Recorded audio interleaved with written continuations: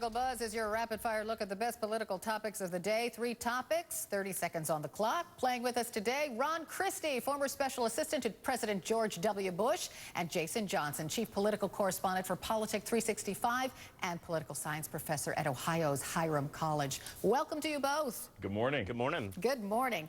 Honest wages for an honest day's work. That's how President Obama characterized his State of the Union call to boost the minimum wage to $9 an hour. But some small business owners already struggling with the cost of Obamacare may face an even bigger cash crunch if the president's plan is approved. So the question for you this morning, should the minimum wage be raised? Ron?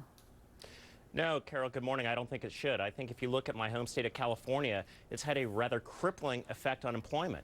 You have chronically high unemployment in Los Angeles and San Francisco. Why? Because a lot of the impact is disproportionately given to small businesses. The small businesses pass that along to consumers. It's a loss for the employer. It's a loss for the employee, and I think it's going to do more harm than good. Jason? Look, it's a wonderful idea if Barack Obama can magically pay for it. I mean, we all think that a living wage is reasonable and it's provided in certain other countries. But the more important issue is, can he pay for it? And if Barack Obama cannot find a way to pay for people making a living wage, he shouldn't make those kinds of promises in the State of the Union.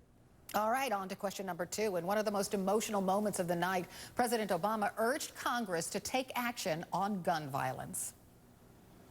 Idea's parents, Nate and Cleo, are in this chamber tonight, along with more than 24 Americans whose lives have been torn apart by gun violence. They deserve a vote.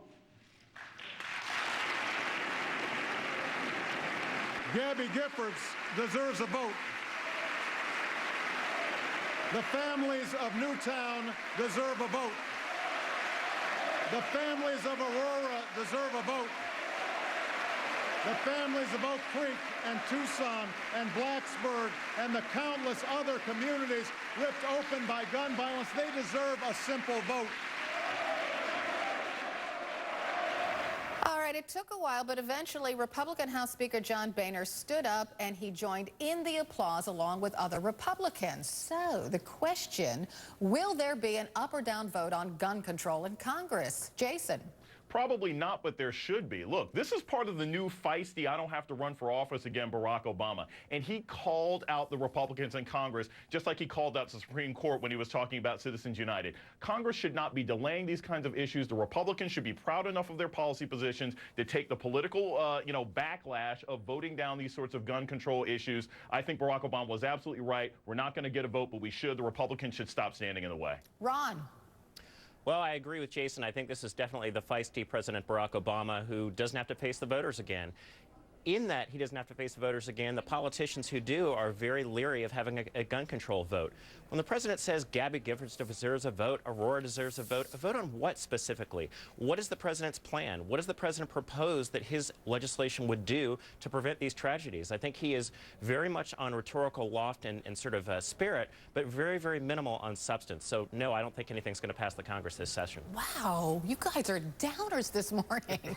Okay, so finally, the president can be a tough act to follow for the person tapped to give the State of the Union response. Just ask Louisiana Governor Bobby Jindal, whose 2009 appearance was panned by Republicans as amateurish, simplistic, and childish. And then there's Michelle Bachmann. Oh, you remember this. Her technical difficulties 2 years ago led to that awkward off-camera glance. And then last night it was Marco Rubio. It was a bottle of water. Everybody went, oh, my goodness. For his part, Rubio's laughing it off, telling Good Morning America, I needed water. What am I going to do? So the question for you two, is the State of the Union response the kiss of death for up-and-coming politicians? Ron? No, Carol, I don't think so. Look, if you look, the most widely televised event in the United States is the Super Bowl. The next widely most attended event on television is the State of the Union. Marco Rubio was reading a teleprompter. He decided he wanted to stop and have a sip of water. Big deal. I mean, it's not a graveyard for him. He's the bright star for the Republican future. Give the guy a break. Jason. Look, it's the political kiss of death. Like I said, it's like being a drummer in Spinal Tap. It doesn't end up helping people's careers. And if you look at the State of the Union over the last 30 years, only 3 times has the person who's given the rebuttal gotten anywhere: Bill Clinton, Bob Dole, and Paul Ryan. So if I were Marco Rubio, I would have passed on this. This doesn't kill him for 2016, but Watergate is going to be remembered. Saturday Night Live is licking their chops right now. You're not kidding. Thanks to both of you, Hiram College political science professor Jason Johnson and Ron Chrisite, former special assistant to President George W. Bush. Pleasure. Thank you. You're welcome. Beyonce, like you have never seen her before, revealing